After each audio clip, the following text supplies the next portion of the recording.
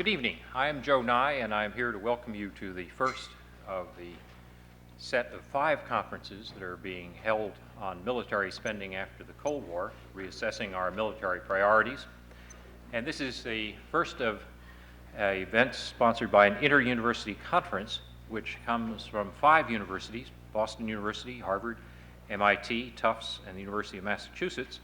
There'll be 5 forums, which will be held over the next 2-week period. Basically, tonight we're kicking it off with the questions that are before us tonight. What are the new threats and what should the U.S. role be?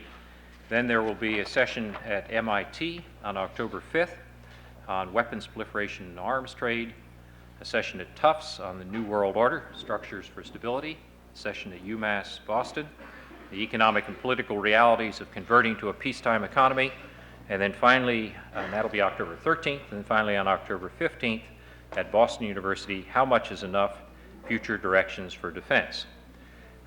This is a conference which is organized by students, and I must say that they've hit on the right topic at the right time. And it's very impressive that they've taken the initiatives they have to address what is really one of the most prominent and pressing issues on our national agenda. What's more, they've done an excellent job in lining up first-rate speakers to address it.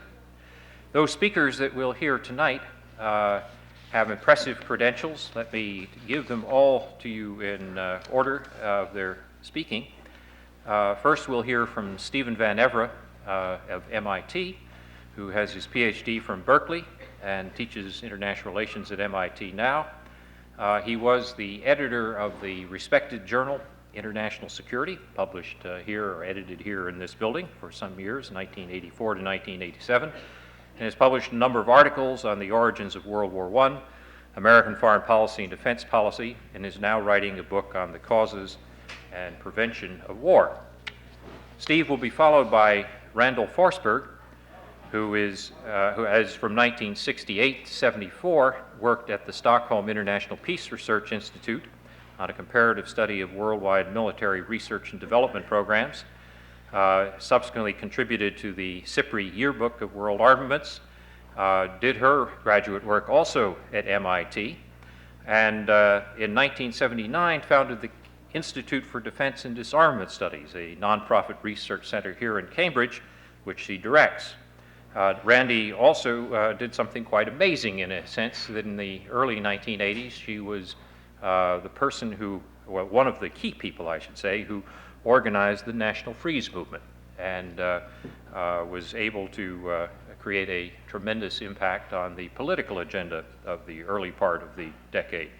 In 1983, she was awarded one of the 5-year MacArthur Foundation fellowships and is now currently working on a book on options for reducing U.S. military spending. Randy will be followed by Colonel Karen C. Brown, also known as K.C. Brown, who is a fellow at the Center for International Affairs this year. He comes to the center from an assignment as Supreme Allied Commander, Europe's representative in the United States, where he was responsible for policy coordination between SACEUR and the U.S. national security and foreign affairs community. He was a graduate of West Point, did German studies and German language studies at Middlebury, and also at Mainz in Germany, has also completed courses at the College of Naval Command and Staff in the Army War College. Prior to assuming his posting in Europe, he served on the Army staff in Washington and was Special Assistant to the Army Chief of Staff, responsible for long-range planning and political military affairs. His research interests while he's here at the Center for International Affairs involve the evolution of NATO's new alliance strategic concept into new roles and missions embracing peacekeeping, peacemaking, and humanitarian assistance. We've asked, the student organizers, I should say, have asked the panelists to restrict their comments to about 10 minutes each, then to have a chance to ask each other a question or comment on each other's presentations. Then we'll throw it open to you in the audience for your questions and answers. So with that, let me ask Steve Van Evera to start us off. Steve? Thanks, Joe. Today's topic is reassessing our military priorities. But I can't give a well-defined statement of U.S. interests and needed military roles and missions and requirements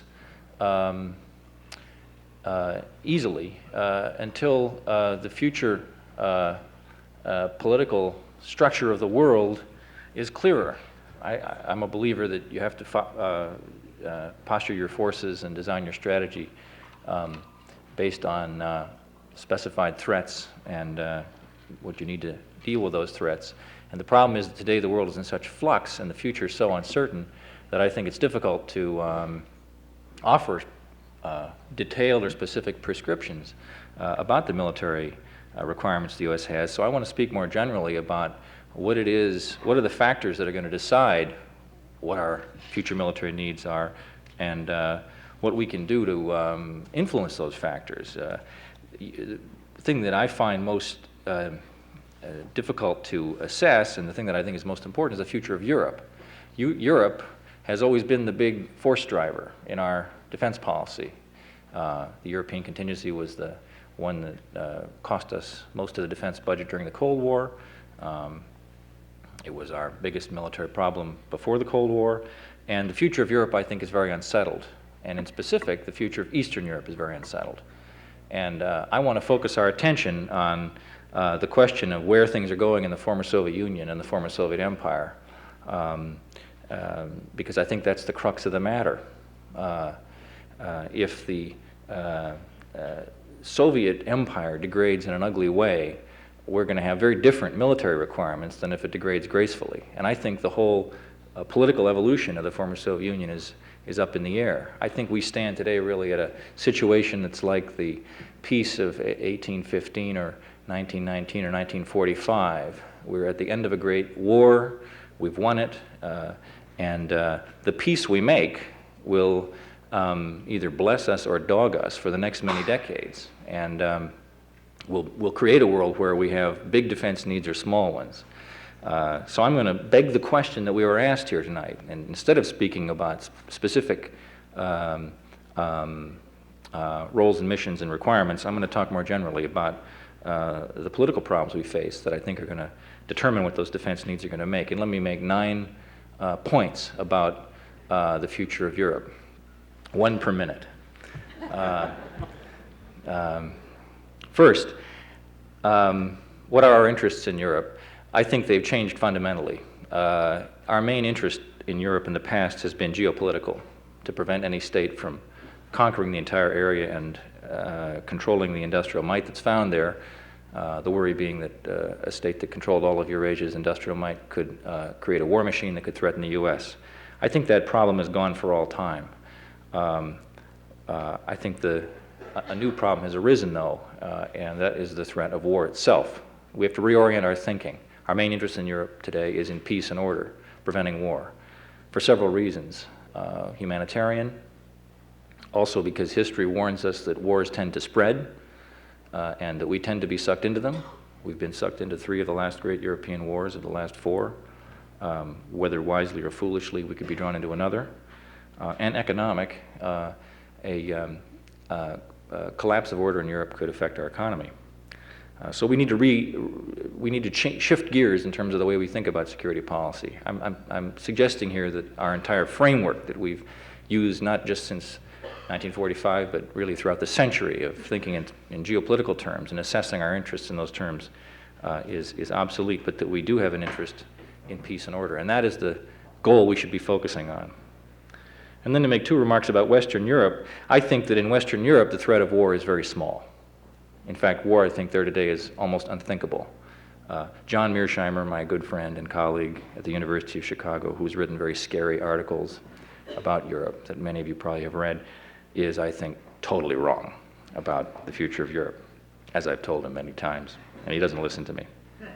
I think that the causes of past wars have been burned out of Europe. But I think that it's important that the U.S. still act to keep war unthinkable in Europe, and I think that the way to do that is keep NATO together, keep a U.S. force in Europe, and recast NATO as a collective security organization, which explicitly takes on the mission of keeping peace among its members. This may sound like a needless mission, but I think people should recognize that the unthinkability of war in Western Europe is really a blessing, which pays immediate rewards. If we had a renewal of security competition, of mutual fear among the West European powers, as I think we eventually would get if the U.S. Pulled out of Europe, you would see an emergence of mistrust among the European states, not dagger point conflict, but mistrust that would make economic cooperation very difficult, and I think it would ultimately unravel the liberal economic order that we've seen after World War II and which has enriched the entire West, including ourselves. So our mission in Western Europe is very easy, and the threat of actual war is very remote, but we want to keep war as unthinkable as it is now, and that requires that the U.S. do stay in Europe. It also requires that we develop a new explicit public rationale for NATO and for keeping forces in Europe. We don't have one today, and I think it's important that the NATO mission be re-explained to the American people. Ultimately, the taxpayers will ask questions about why we're spending money on NATO unless we come up with a new rationale for our presence there. And then turning to point 4, what about the former Soviet Union? I think the threat of large-scale violence in the former Soviet Empire in the long run is large. History warns this, and the facts on the ground warn this. I think the right lens through which to view the transition in the former Soviet Union is as it's an imperial collapse underway. We have a great empire that's collapsing. And that sounds like a good thing. Empires are bad, and when they go away, the trouble they cause diminishes. But history warns that the collapse of great empires has very often, almost always, been a cause of war, and often great war. The collapse of the Turkish Empire, which took from the years 1832 to 1914, caused 3 great crises, 2 great wars, and a number of smaller wars as the outside powers moved into the vacuum and fought with each other over spheres of influence, as the new freed states fought to define each other's boundaries and borders. The problem is that when an empire collapses, the rules of the game that used to be guideposts for keeping order are gone. New ones have to be created, and they often can't be without bloodshed. Second, we have a demographic mess in the East that resembles Yugoslavia. If you want to think of the worst, sort of most frightening analogy, could the Soviet Union become a new Yugoslavia? Well, I don't think that it's as primed for violence as Yugoslavia was for a number of reasons, but 24% of the citizens of the former Soviet Union are minorities who either live outside their former home republics or who don't have one.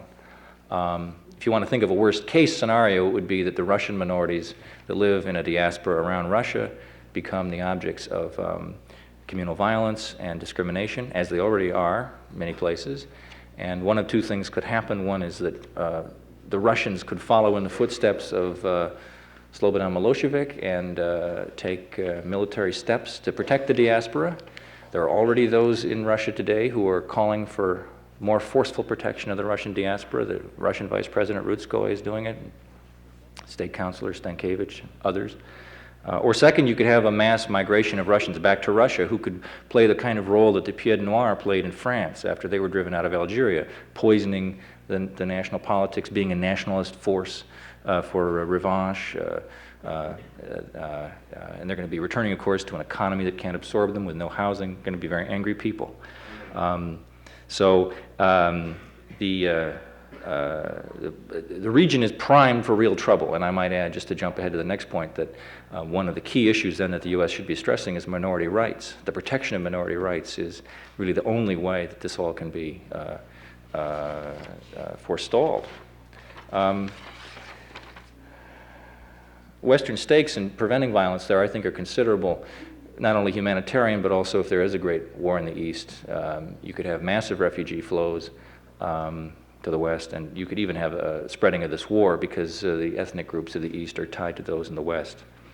And I think any solution to the threat of violence in the West should reflect 2 basic facts of life. The first is that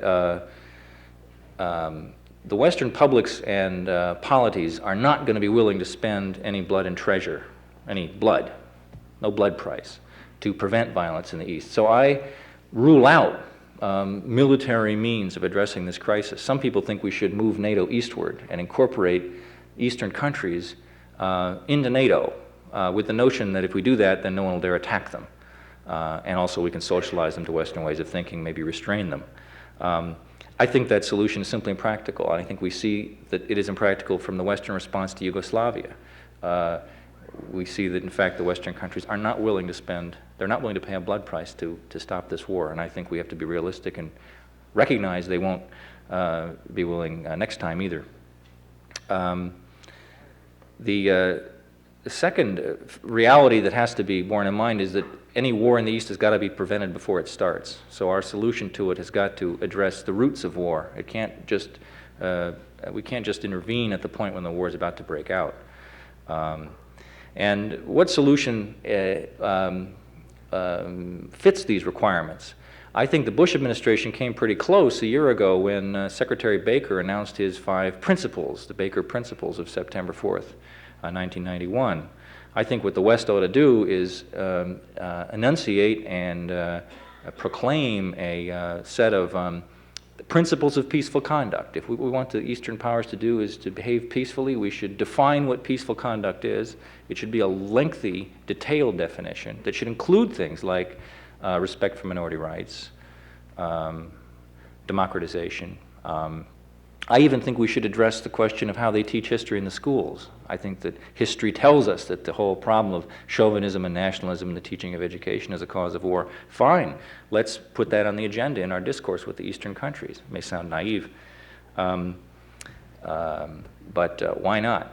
And then we should tie our economic dealings with the East to this whole set of principles. The East is very anxious for good relations with us. And they also are suffering paradigm destruction. They have great respect for Western political ideas, which may fade with time, but our cultural influence and our economic influence are very considerable. My final point, though, is that after the Bush administration announced these principles, they are not carrying through on this. I find their whole approach toward the emerging Eastern crisis strangely languid. The Baker Principles have been, by and large, abandoned. The aid package to the East is not being conditioned on any clear definition of what we would define to be peaceful conduct. We're watching closely the economic policies these states are following, but we're not using our economic leverage to gain the larger goal and the more central goal, which is to shape the behavior of the new Eastern states in peaceful directions. So my bottom line here is, going back to military requirements, that in fact they're very hard to define. They're as hard to define today as they were in 1919, and they'll be shaped by whether we meet this European crisis wisely or foolishly. Thank you very much, Steve. Randy? Thank you.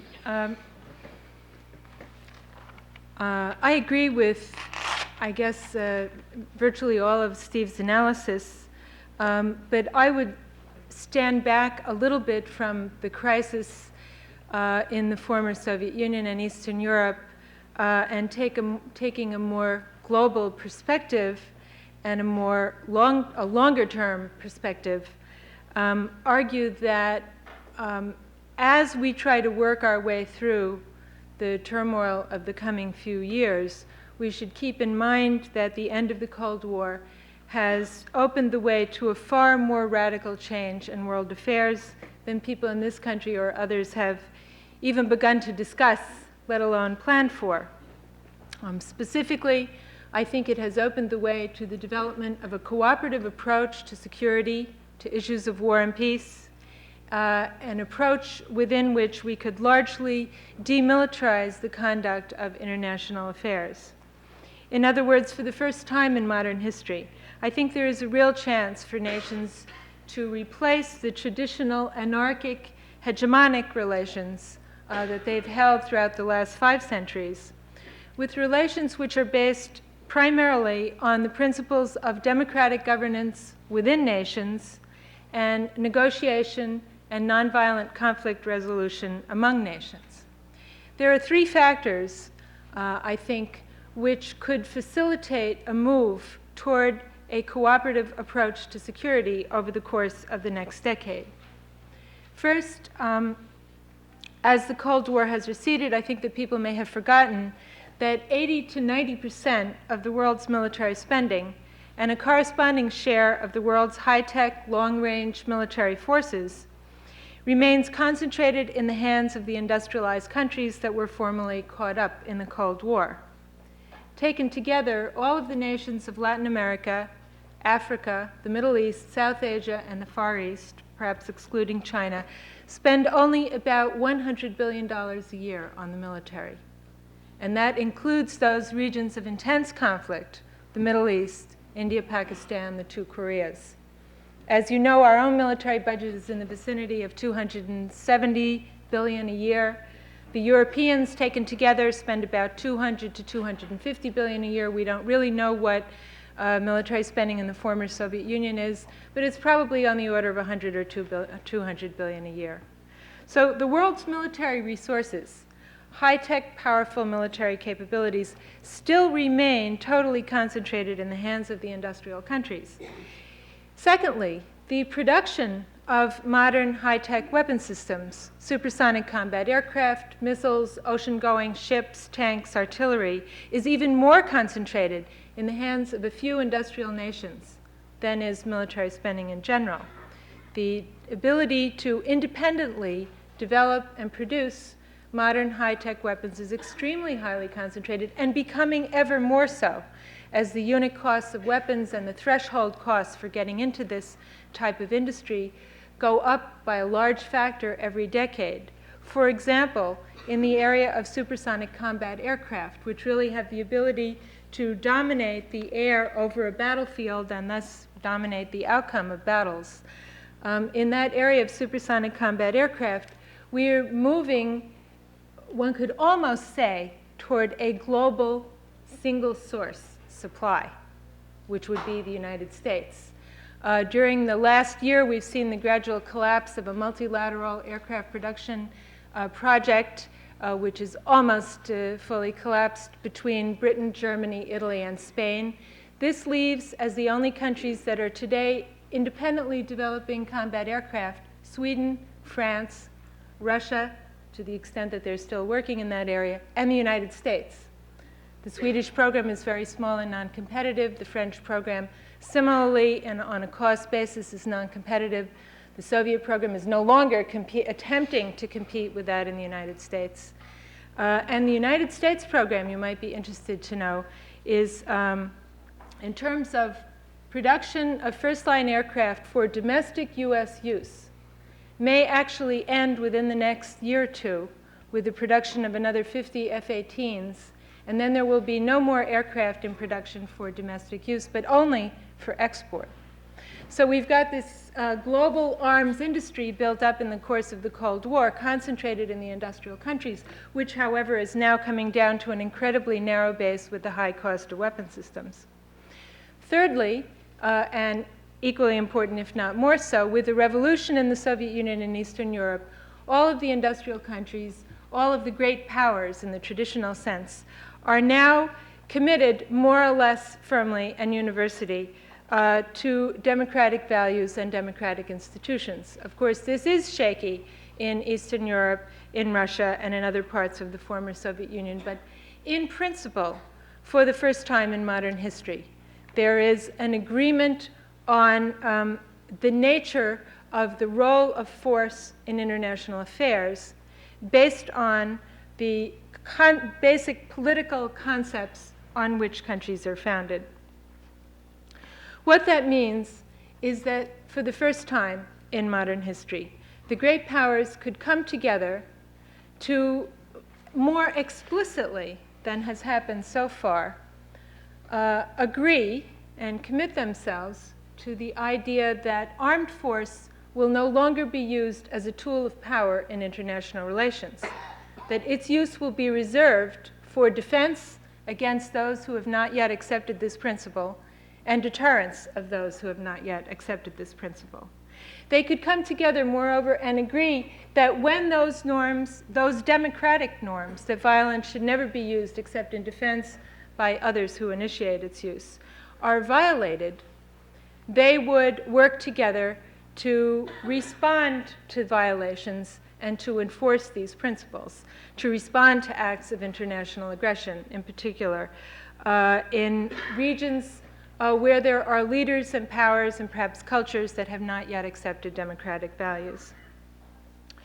They could begin by establishing, for example, a code of action in international relations that would require or lead us to expect joint international action when there were egregious and violent violations of international law.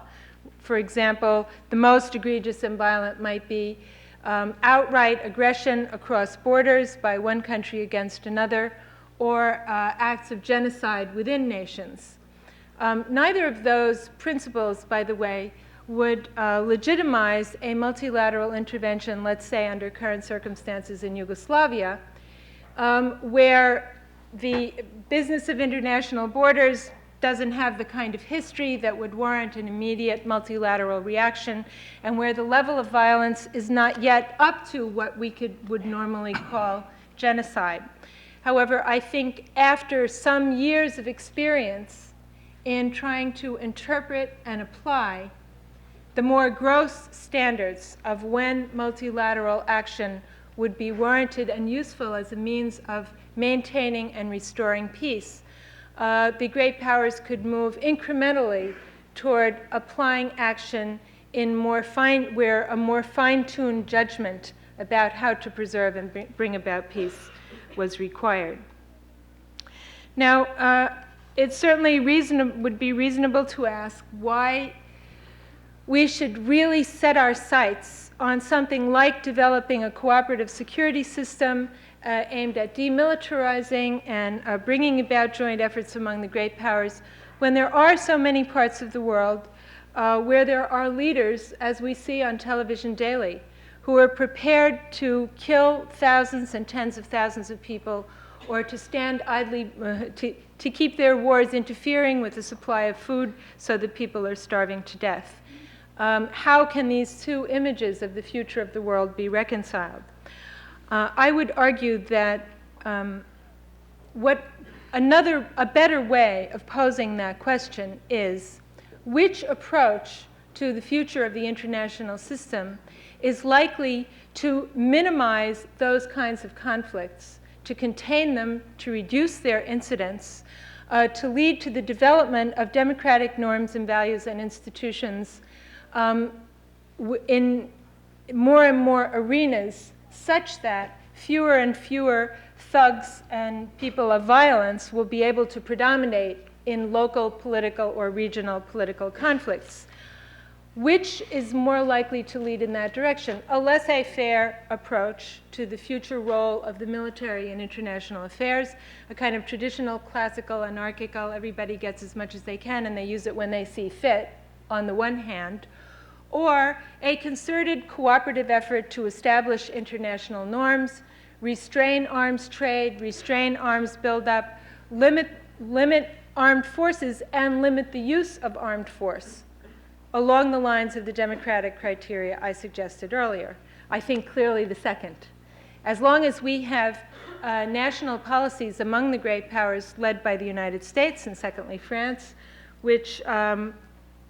in which we continue to maintain armed forces with the argument that's made in this country, that is still made in both the Democratic and Republican platforms and in Washington, that we should be capable of intervening anywhere in the world on any scale to protect or advance any interest which may arise in the future, even though traditional threats have disappeared. I think that we as a country will not be exerting the leadership we could to further democratic norms in the international community, to the extent that this country goes to the European nations and to Russia and to Japan, and also perhaps China and India and Brazil, major third world countries, Egypt, and says the time has come to look at some new rules of the road in international relations, in the role of force and the maintenance of force and the export of forces, then I think this country would be exerting the leadership it could do to minimize those terrible violent conflicts that we have seen erupting in the wake of the Cold War. Thank you, Randy. Casey? Well, I'm a fellow here, and as you could see, I was taking very copious notes on the remarks of both my colleagues on the stage, because my purpose here is to learn as much as I give out as a military practitioner. I want to start by saying that I agree with many points that both Steve and Randy have said. On Steve's part, the fact that the paradigms have broken, and his description of Western Europe, I think, is extremely apt, and I agree wholeheartedly with Randy that what we must move to is a new code of action that brings joint international cooperation to problems of international security. However, I guess I am a realpolitiker, and would take an approach to how the United States must move in this new world, which sees us coming off having managed successfully the most dangerous crisis that the world has known for the past 41 years, and that is the confrontation with the Soviet Union, where we had some 30,000 nuclear weapons and 200 divisions lined up against us, and getting rid at the same time of the old cobwebs from the Cold War to move to a new paradigm which allows us to win the peace. I'd suggest in doing that we cannot forget a couple of factors. That one, we are a world leader, whether we like it or not. We can't retreat to Fortress America. We cannot just take advantage of our geography and ignore crises and events that go on beyond our shores. We are in a multipolar world now, in which the United States no longer, as it did 40 years ago, had the clout and had the influence and had the resources to dictate how the security arrangements of the free world were going to be. I maintain that while that our vital interests basically have not changed very much, that our first out-of-homeland priority remains Europe. We are at the same time a Pacific power and have vital interest in the Pacific. And because of the dependence of many of our friends and allies on hydrocarbons and oil from the Middle East, we have a vested interest there as well. If you look at the crisis belt that extends basically from the Kamchatka Peninsula through the South China Sea, the Straits of Malacca, across the Indian Ocean to Hormuz, the Bab el-Mandeb, up through the Suez Canal, runs up through the Baltics, and all the places whose names we didn't even know, let alone have learned to pronounce in the Caucasus and Eastern Europe, now all the way up through the Finnmark and the Kola, through the Greenland, Iceland, UK gap into the waters of the Atlantic, the chessboard has changed. No question about that. The threats are harder to define and more diverse, but the challenges are there.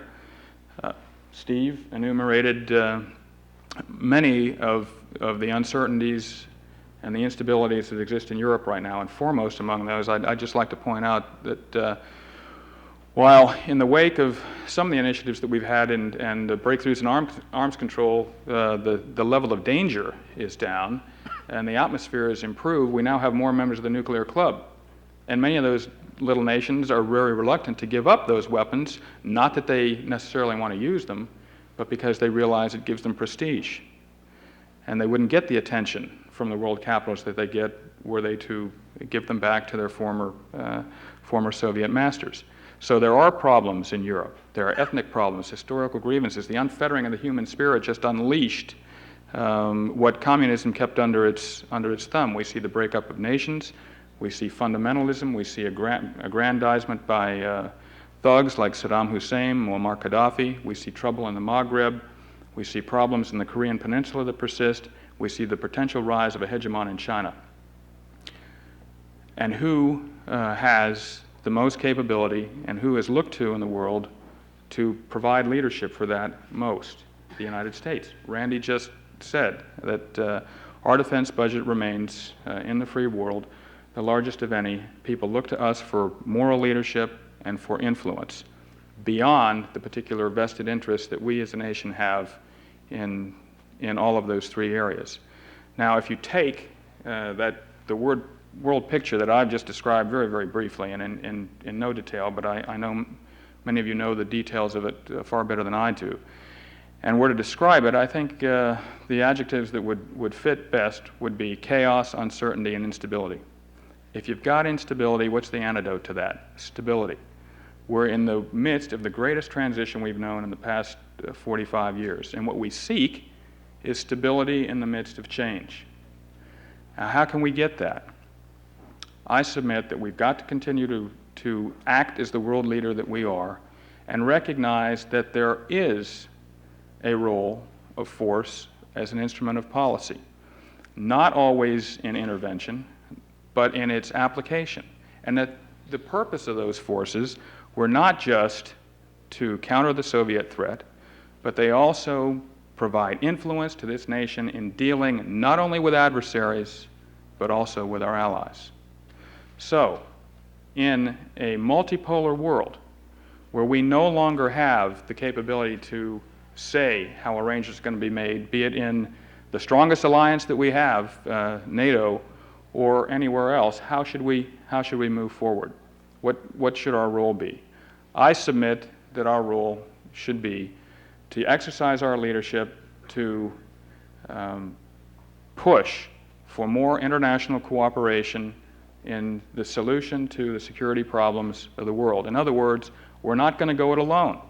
We will, from now on, act in concert just as we did in the Gulf, either in ad hoc coalitions, as members of regional organizations, CSCE or NATO in Europe, as Mr. Boutros-Ghali has suggested that regional organizations take more of a role in providing for their own security and defense, or as part of the United Nations, as the President suggested in his speech on the 22nd of September. And as an aside, as we sit here tonight, there are nearly 100 U.S. military personnel engaged in peacekeeping operations from Kampuchea to Namibia, and we have a battalion and the multinational force and observers sitting in the Sinai right now, in addition to officers and soldiers who are serving with the UN Tree Supervisory Organization in Palestine. We no longer have anyone in Lebanon since the brutal kidnapping and murder of Rich Higgins 5 years ago, but we do have people in Nahariya, Damascus, and Cairo. So that will play an increasing role. And through that, I think we can lead to the sorts of things that Randy was saying. But right now, we've got to have the forces that are capable of providing support for the political, diplomatic, economic, and cultural instruments of power that support crisis management through the regional organizations, and if necessary, crisis response. Now, it's not merely for our own gain, although we do stand to benefit from it because we are a trading partner. If one accepts the notion and the premise that economic stability is the single most important guarantor of peace, and we want to promote the flourishing of democratic nations, then when they are threatened by bullies, the bullies and potential aggressors need to understand that the risk of adventurism is going to be too high. Now, what does that require for the United States? It requires first, because of the very terrible danger, and I think the most awful danger facing us right now is something Randy hit upon, and that is the terrible proliferation of weapons of mass destruction, which in the hands of unprincipled leaders could result in intimidation or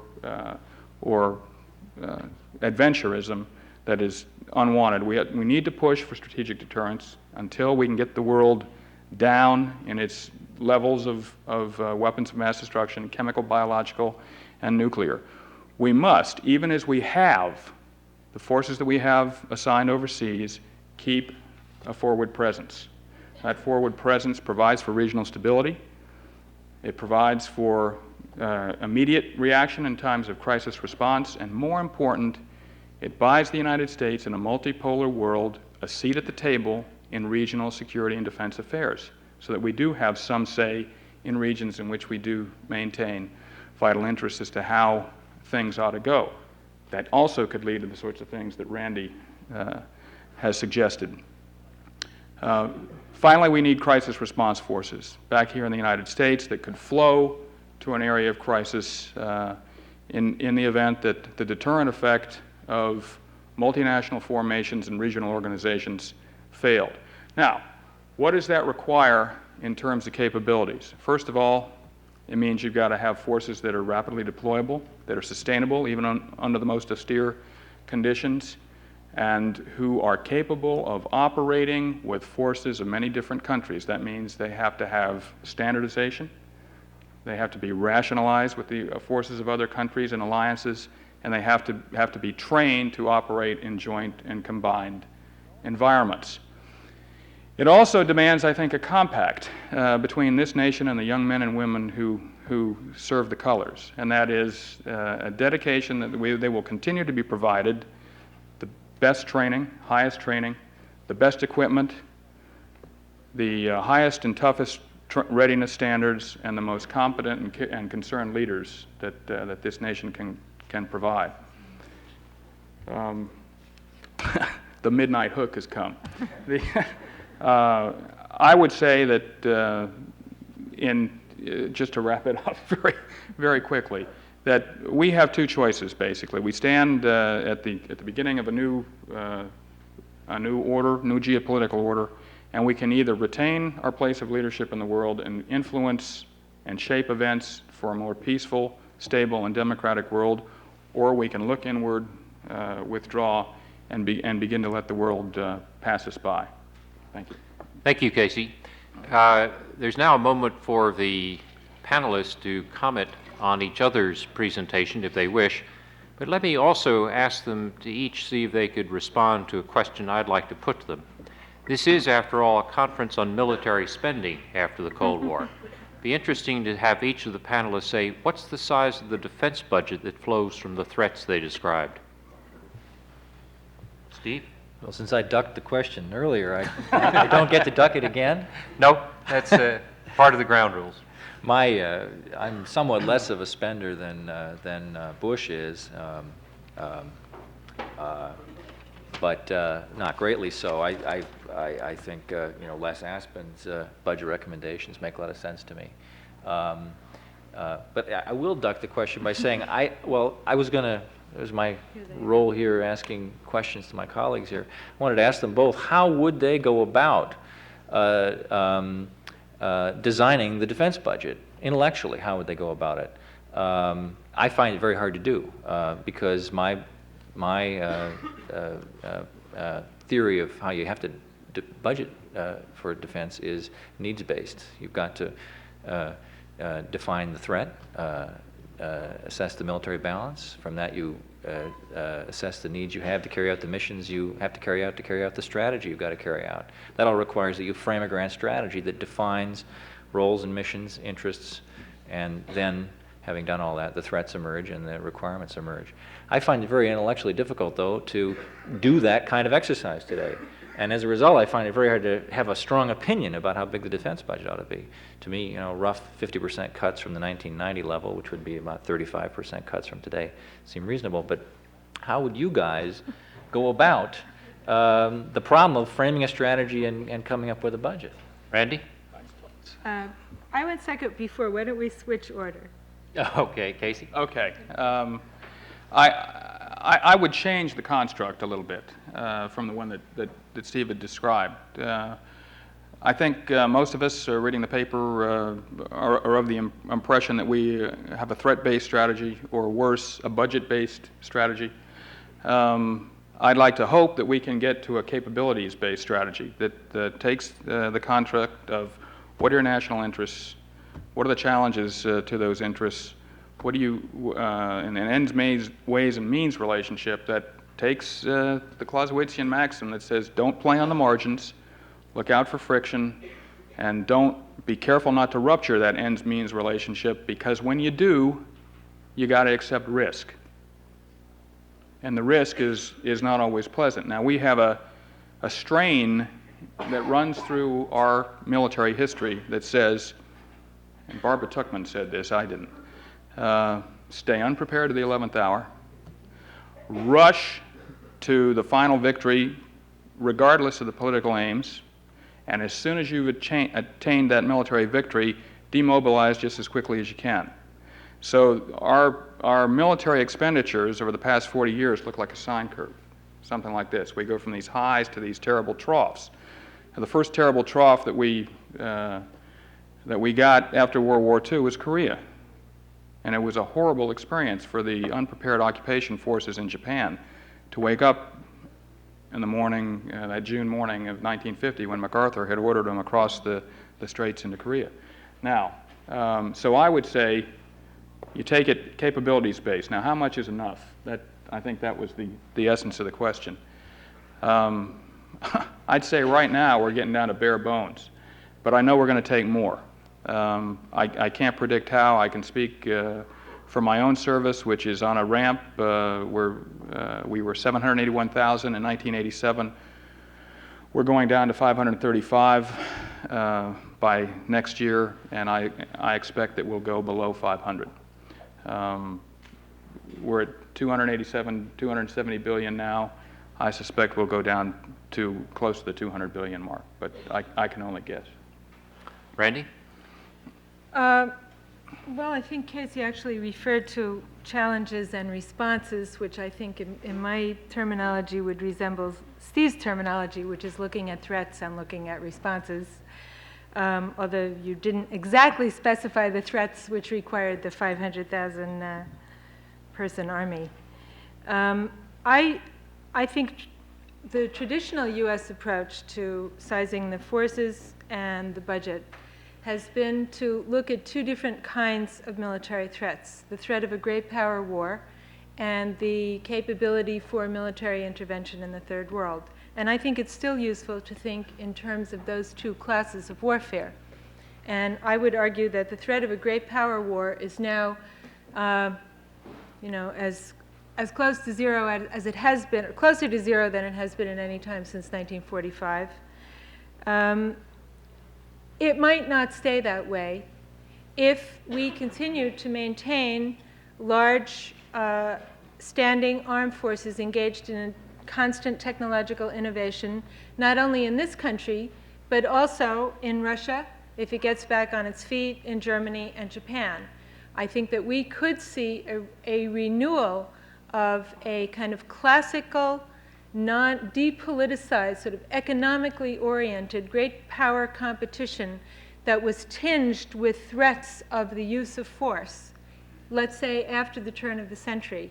If these great powers do not engage in a mutual process of arms reduction and confidence building.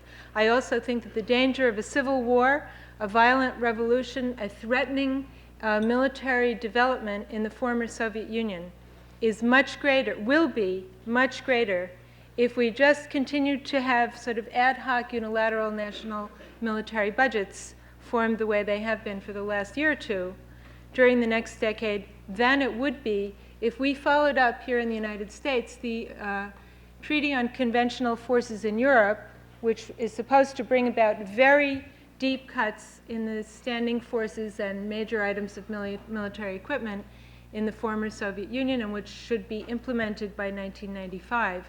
If we followed that up with either formally negotiated or understood mutual reductions in globally deployed naval forces, air forces, and ground forces, which will still be very large.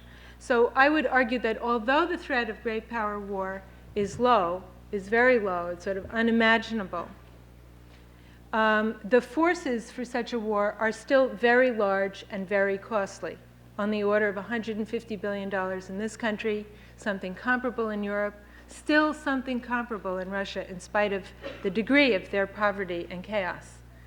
And that capability for war could lead back into threat scenarios, mutual threat scenarios, if it's not constrained and reduced over, let's say, the next 5 to 7 years.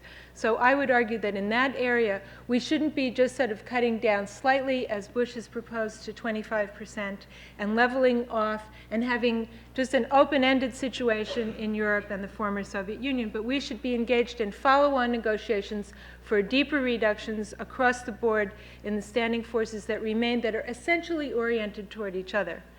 When it comes to the Third World, I think it's important to recognize that something on the order of a quarter to a third of the capabilities that are to be maintained under the last announced Bush plan is what the United States deployed in the Persian Gulf against Iraq, which at the time before that war started was the single most powerfully equipped third world country that the United States could potentially be involved in a war with, in terms of its tanks, its army, its air force, and so on and so forth.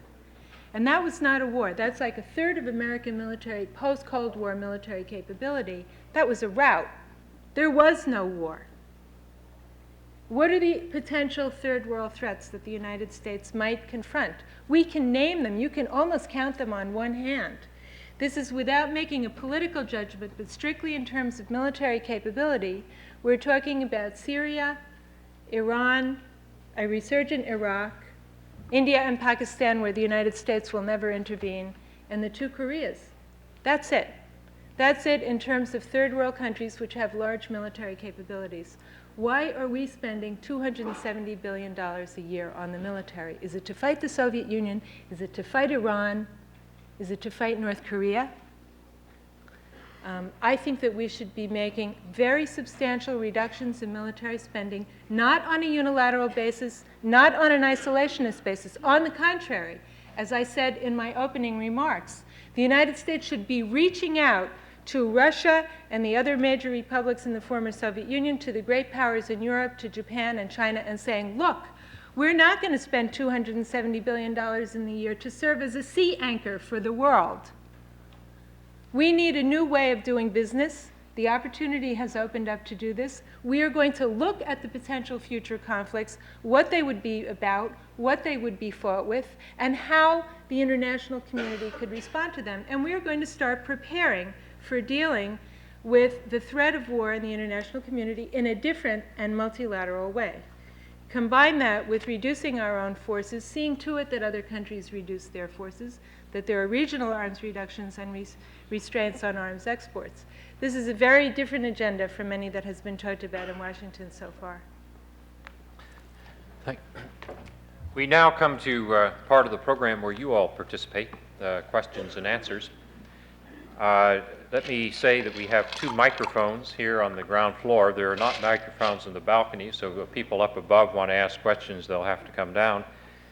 Let me also remind you that the ARCO Forum often brings out the desire to make speeches. And let me remind you then the difference between a speech and a question. A question is pointed, it has a question mark at the end, and it's addressed to one of the panelists. So let the ground rules start with your questions. Yes. This would be very quick. One of the things that was never mentioned by any of you, which surprised me, was defense conversion and the importance of converting domestic defense industries. Could you, could each of you say brief something about conversion? Yeah, I think that it's going to be very difficult in this country. If you take the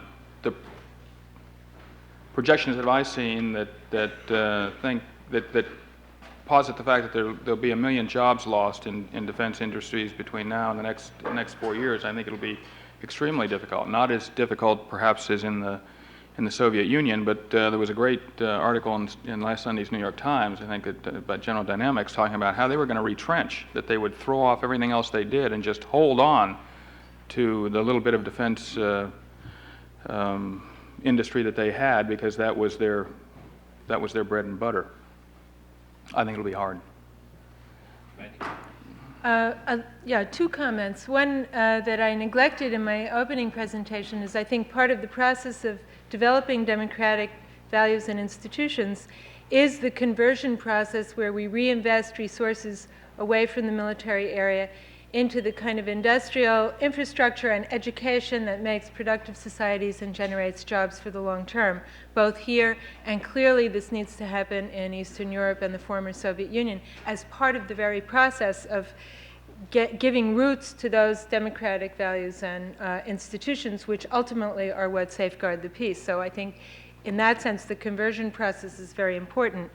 I think what's happening in the U.S. today is that we are not reducing military spending because there is no conversion program at the federal level.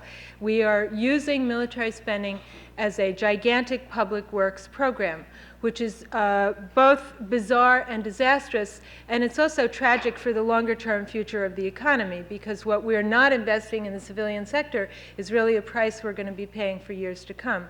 Personally, I favor a very radical approach to conversion. That is, I think that we should take something on the order of perhaps 50% of what is reduced, what is planned to be reduced in the military budget each year, and take that money and plow it directly back into the employees, the communities, and even the companies that are going to be hit by the reductions in a sort of gigantic GI Bill, where you have a sort of diversified federal funding program for 12 to 18 months transition support, and after that you're on your own.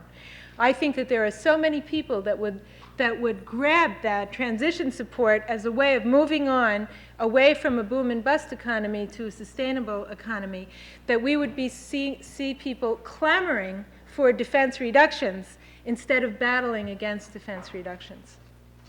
Steve?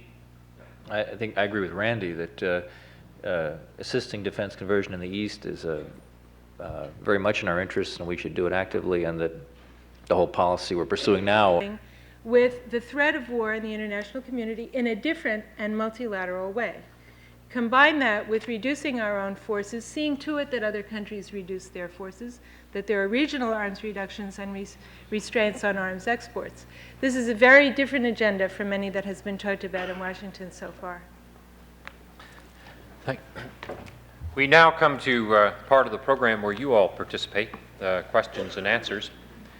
Let me say that we have 2 microphones here on the ground floor. There are not microphones in the balcony, so if people up above want to ask questions, they'll have to come down. Let me also remind you that the ARCO Forum often brings out the desire to make speeches. And let me remind you then the difference between a speech and a question. A question is pointed, it has a question mark at the end, and it's addressed to one of the panelists.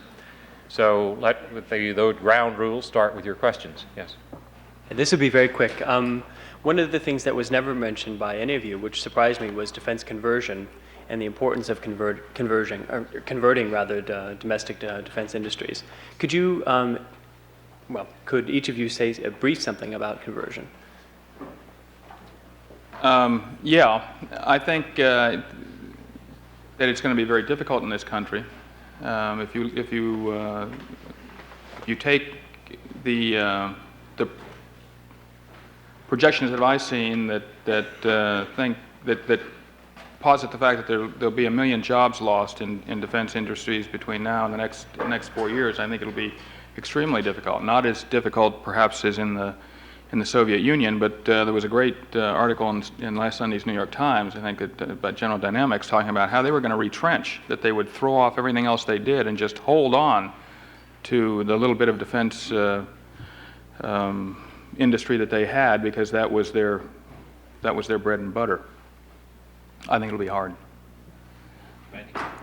Yeah, 2 comments. One that I neglected in my opening presentation is, I think, part of the process of developing democratic values and institutions is the conversion process where we reinvest resources away from the military area into the kind of industrial infrastructure and education that makes productive societies and generates jobs for the long term, both here and clearly this needs to happen in Eastern Europe and the former Soviet Union as part of the very process of giving roots to those democratic values and institutions which ultimately are what safeguard the peace. So I think in that sense the conversion process is very important. I think what's happening in the U.S. today is that we are not reducing military spending because there is no conversion program at the federal level. We are using military spending as a gigantic public works program, which is both bizarre and disastrous, and it's also tragic for the longer-term future of the economy, because what we're not investing in the civilian sector is really a price we're going to be paying for years to come.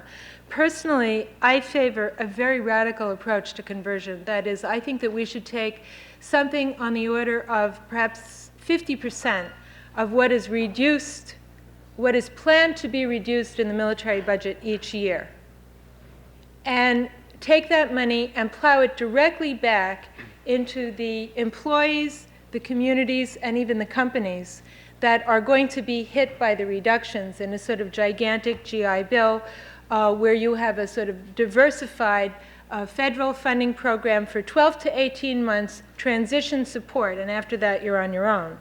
I think that there are so many people that would grab that transition support as a way of moving on away from a boom and bust economy to a sustainable economy, that we would see people clamoring for defense reductions instead of battling against defense reductions. Steve? I think I agree with Randy that assisting defense conversion in the East is very much in our interest, and we should do it actively, and that the whole policy we're pursuing now of using defense as public works is the most expensive way of going about it. We're going to have to convert sooner or later.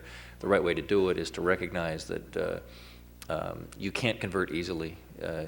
Industries that are organized for producing defense can't really be converted to do other things easily, and you've simply got to retrain workers, and we should roll up our sleeves and pay the price. Let me point out that the fourth in the series of conferences or meetings within this overall conference on military spending after the Cold War at UMass Boston on October 13th will be on the economic and political realities of converting to a peacetime economy. It will include Congressman Barney Frank, among others. Question? Yes. How do you assess the odds of an armed conflict between Russia and Ukraine specifically? Under some definitions, the two countries can be classified as major powers since they both have strategic nuclear weapons. And what would be the impact on the rest of the world? The odds of what? Between Conflict between Ukraine and and Russia, because they are both essentially major powers, including having nuclear weapons. I could defer to the two of you. I think that the Ukrainian-Russian relationship is the single most important relationship in the East, and the prospect of a Ukrainian-Russian war is the most frightening of all the prospects one can think of. Today's elites in both countries, I think, have behaved very sensibly, and if both of them stay on the track they're on, the future looks bright. Both of them have committed to reconciliation, to dampening nationalism, to respect for minorities. The thing that's frightening to me is the people who wait in the wings. And also the circumstances. There's an inherently enormous danger lying in the demography of those two countries. Ukraine's population is 22% Russian, and there are Ukrainians scattered throughout the territories to the east of Ukraine and Russia. Moreover, the border is unsettled. You all know about the Crimea, which was transferred to Ukraine only in 1954 in an arbitrary way, which many Russians don't accept. And lastly, there's a question of history and how the past is going to be defined here. I think the future of this relationship, maybe this is typical academic historian person talking here who glorifies what he believes, but I think the way the Ukrainians define their own past suffering and who they blame for it is very important. As you know, they lost 5 or 6 million people under Stalin in the famine. Who caused this? Was it caused by a crazy Georgian? Was it caused by the Bolsheviks? Or was it caused by the Russians? If it was caused by the Russians, I think we have to understand there's history lying on the floor. There's blood all over the floor here that's going to be very hard to get rid of. Things are going to look that relationship is going to look a lot like the Serbo-Croatian and Serbo-Bosnian relationship, which I think has been much poisoned by the slaughter and horror of World War II, for which everyone blames the other. And if the Ukrainians come to define their own past as something that grew from Russian imperialism, which I think is going to happen, okay, this is how I think they're going to wind up defining their history. I think that's going to be a very, very troubled relationship. I wonder if I could add an anecdote to that. Steve may be right, but I was struck in meeting with a man who is President Kravchuk of the Ukraine, his national security advisor, and I put the same question to him. He said, you know what, my brother is an officer in the Russian army. What do you think I advise President Kravchuk when it comes to war against Russia? And another anecdote was a meeting of a Kennedy School group that met with a series of Russian generals, and the two-star general we were asking said that in his view he was enormously angry at the Ukraine, but he defined his mission as making sure they would never be bloodshed, because these essentially were brothers. Steve may be right, but I'm not quite as gloomy on the basis of those two anecdotes as he sounds tonight. The next question, I guess, is this side. Colonel Brown spoke of the dangers of the proliferation of weapons of mass destruction. I'm specifically thinking about nuclear, but you also mentioned biological and chemical. I'd like input from all three panelists on, this is a conference on defense spending after the Cold War. What are some concrete strategies and programs we could spend money on to reduce this threat or control this threat? Okay, which end do we, Casey, you want to start, or Steve? Steve, Randy, who wants to go first? Start in the middle. Okay. Well, I think that preventing nuclear proliferation is one of the main purposes of a cooperative approach to security. And I would argue that while you can have focused strategies to prevent the proliferation of nuclear materials and nuclear expertise and a sort of nuclear non-proliferation regime, the most fundamental and the most powerful thing that can be done is to eliminate the incentive for acquiring nuclear weapons.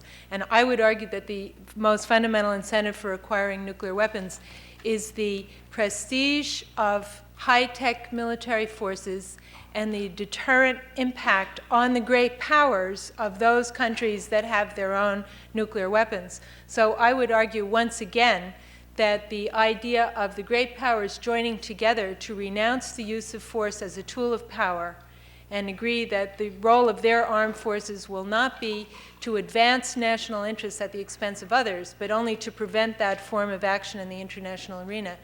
And actually implementing such a policy is the most important thing and the only, in the long run, the only really effective thing that can be done to avoid the spread of nuclear weapons. And I think if the great powers fail to do that, we will, little by little, see the spread of nuclear weapons to more and more developing countries as they become more wealthy and more industrialized in their effort to assert their own sovereignty, their own equality, and their own deterrent power vis-a-vis the great powers.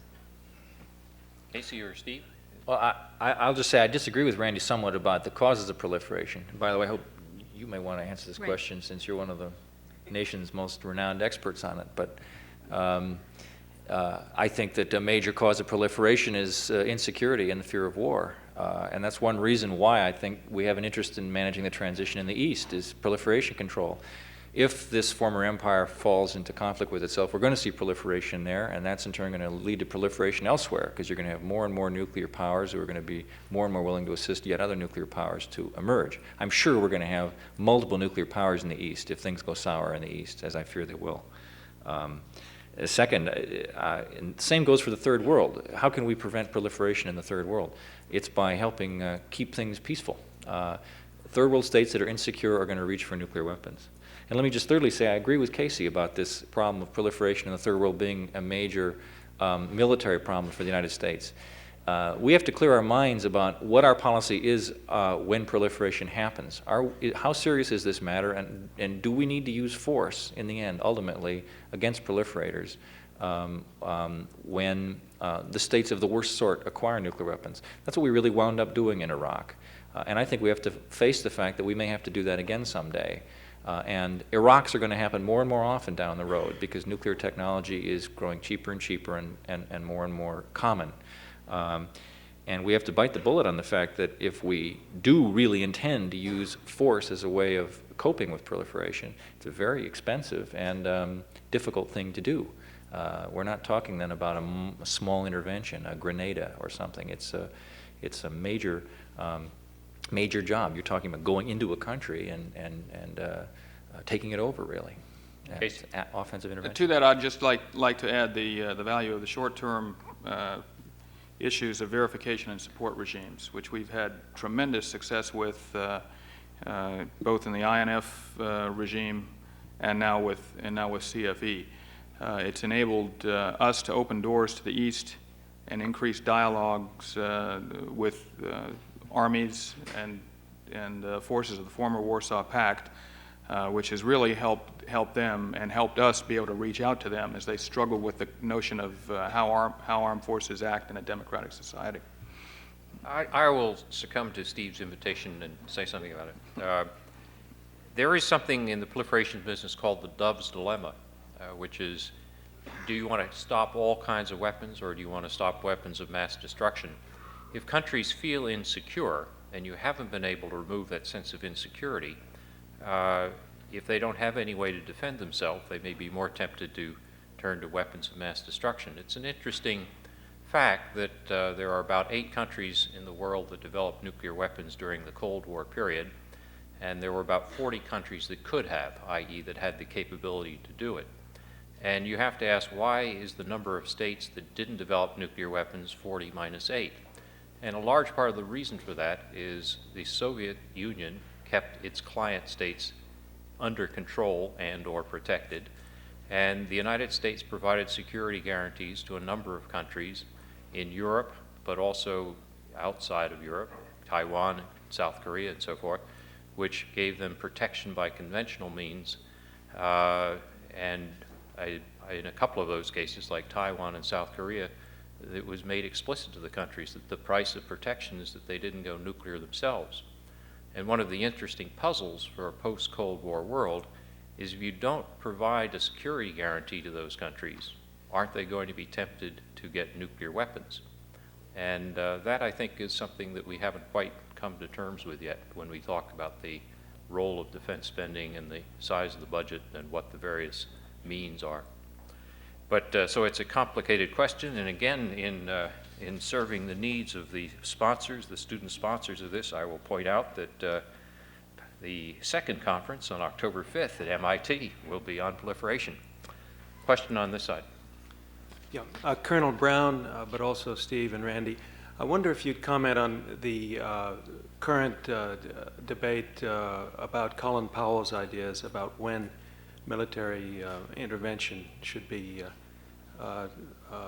undertaken. This all or nothing discussion, which I'm sure you've seen in the papers this week, the feeling that unless the U.S. is ready to intervene forcefully and to win, it shouldn't intervene at all.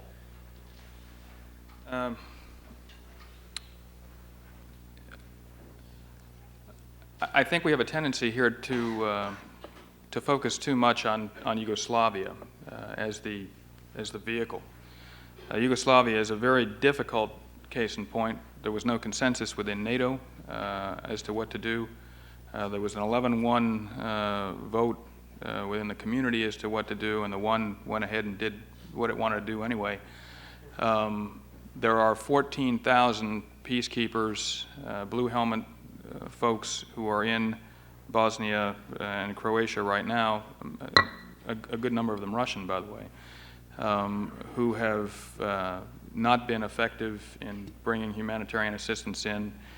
We have belatedly today decided to resume our flights, but for us to provide route security, and when I say us now, I say NATO and the United States participating in a coalition and not providing any unilateral guarantees to the Bosnian government, which very much wants to suck us in, would require at least 8 brigades of troops. And if we were to provide a zone of security 30 kilometers wide on either side of that road, which, and I'm sure many in this room have done the same map recons I has 4 tunnels and 22 bridges, which anybody with a stick of plastic can rubble, would require close to a core.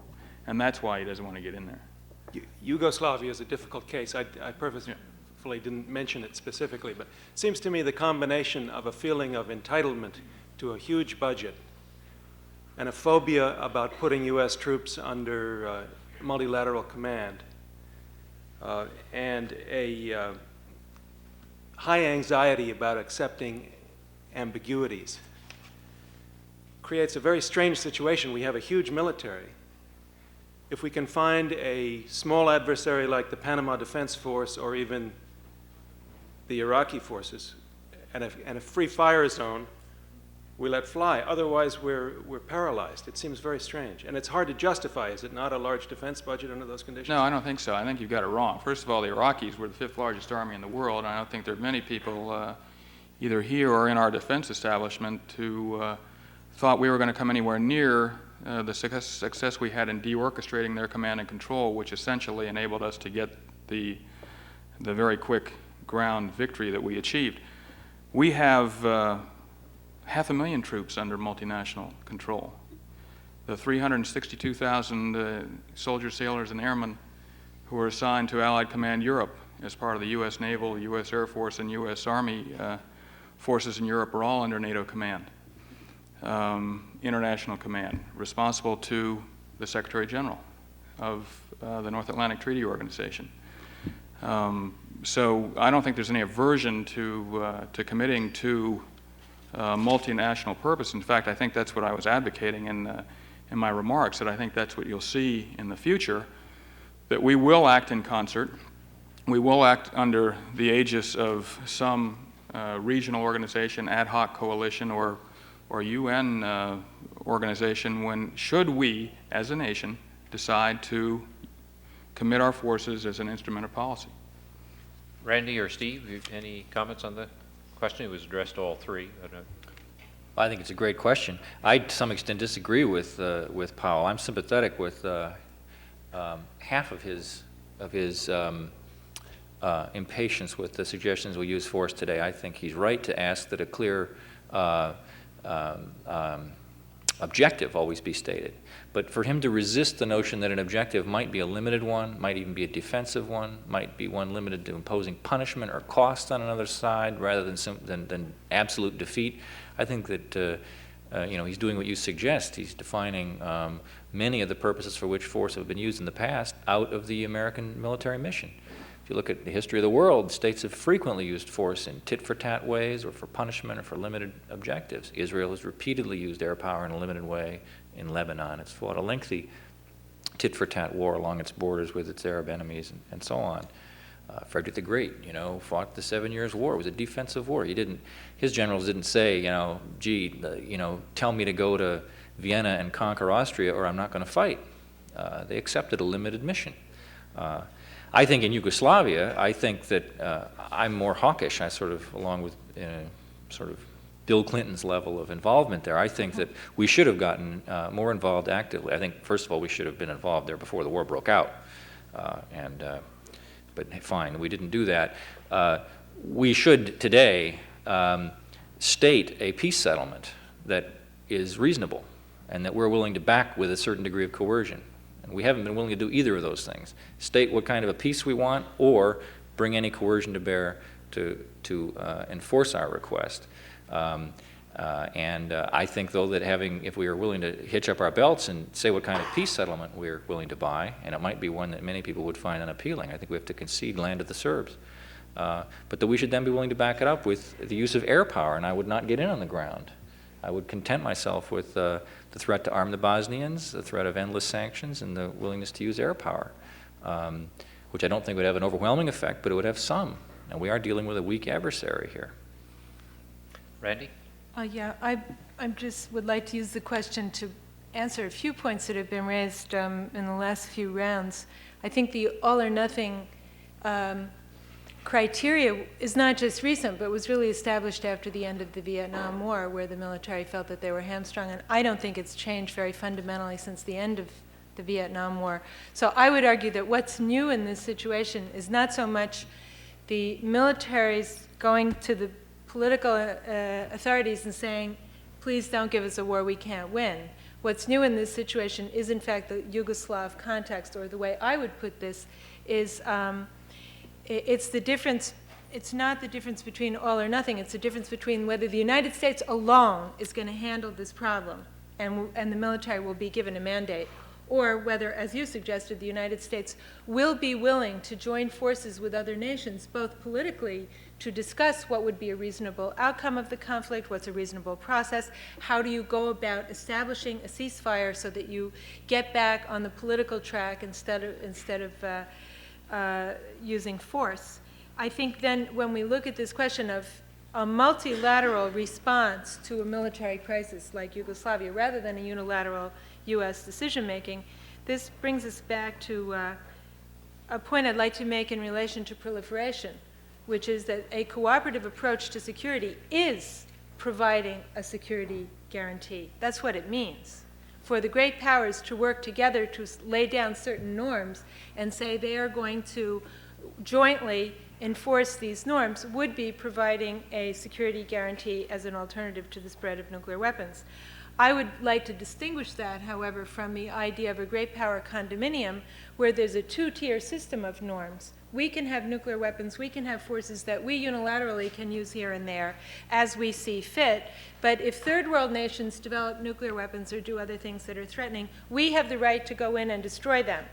I think what should characterize the future approach to security is a single set of norms where we apply the same rules to ourselves that we would like to see third world nations live by, and we sort of deproliferate in the sense of moving back to a minimum nuclear capability and away from unilateral intervention and unilateral decision making and toward legitimate shared norms in the international community.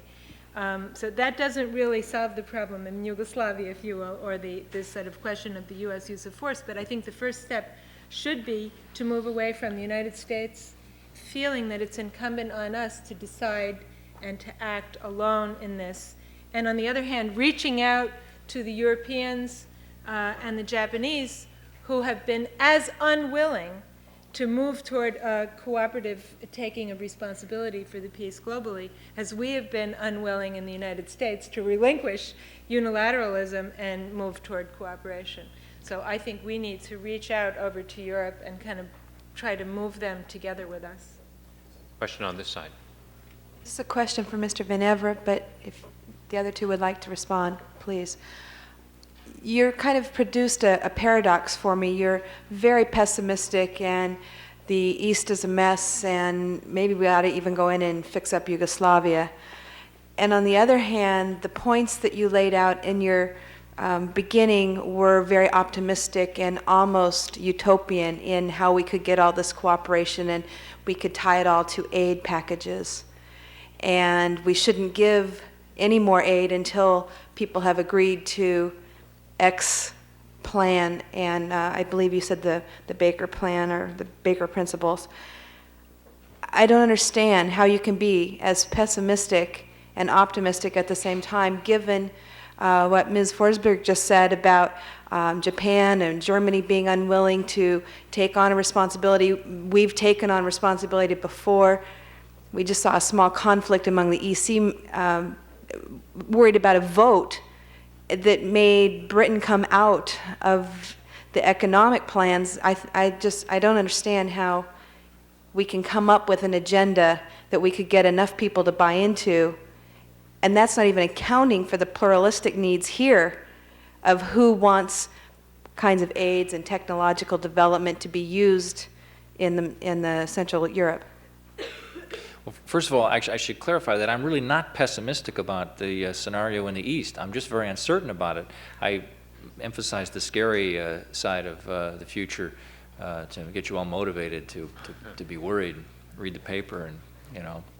But if the Eastern transition has a soft landing, I agree with Randy. I think we have the possibility of the most peaceful world we've ever known.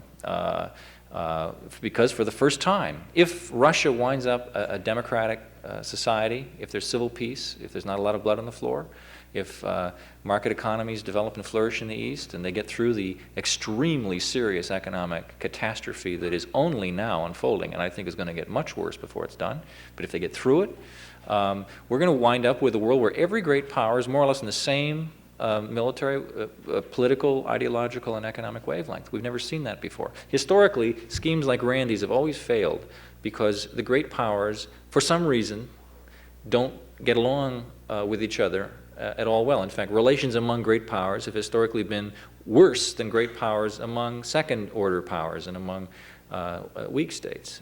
For some reason, IR theorists can mull over why that is.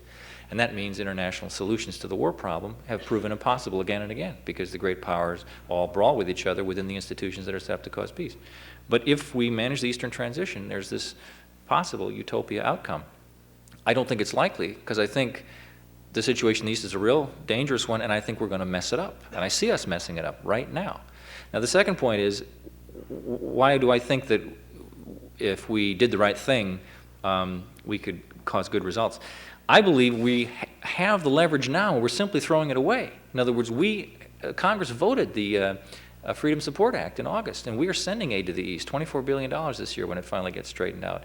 We're throwing away the leverage by not conditioning it on behaviors that we're later going to wish we had asked for. We're not asking for enough. We are permitting the East to trade with the West. We've granted recognition. We granted recognition to a number of Eastern republics without making them act like they really believe in the Baker principles. Baker went to Baku, and the Azeris were engaged in whopping on the Armenians, and he recognized them anyway, despite the fact that they were flagrantly violating his principles. So all I'm saying is we've got the leverage, and we're giving away for free our chips. We should ask for some concessions back. But I think what I'm trying to get at is that the chips that we have, we don't have when we fail to recognize, but Germany recognizes, or another country in Europe recognizes and starts sending aid, we become in a position of weakness, and we look foolish if we don't want to give humanitarian aid or something else along those lines. Well, among Bush's mistakes, I'll say, you're putting your finger on one of them, is to organize. I believe he should have organized a common Western response to the East. First point that he should have understood was the entire West has got to act together. Everybody's got to sign on to the Baker principles, and everybody in the West, all the G7 countries, have got to agree they're all enforcing them in the same way through some common institution. And I'm not sure what the institution should have been. The G7 has no staff. Maybe use COCOM for it. But they're the wrong people, but at least they have the right members. But there should have been some institution, international institution, with the secretary and the staff through which the West would have enforced all these principles. So Baker, we should have jawboned the other G7 states to persuade everybody to act in unison. I agree with you that unless we act in unison, we won't get any results. Unfortunately, we've come to the end of our time for tonight, but I remind you that we haven't come to the end of our topic. Let me, before we thank our panelists, express thanks to the Center for International Affairs Student Council and the Harvard Radcliffe College Democrats, in particular to Karen Leva and Terry Crystal for their organization. They will be providing information about the other panels that will be held in the series, and all that's left for us this evening is to thank our panelists for this evening's discussion.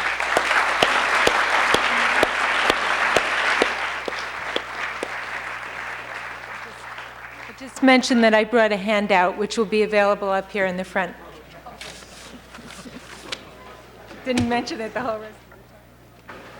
Well, we got to first base. Thank you. Yeah. It wasn't too bad. Not too much blood on the floor. Good thing you and I were on the panel. Pretty sleepy, yeah. And I can sit for 15 or 20 minutes, an hour and a half. It's hard for me to stand up. Down.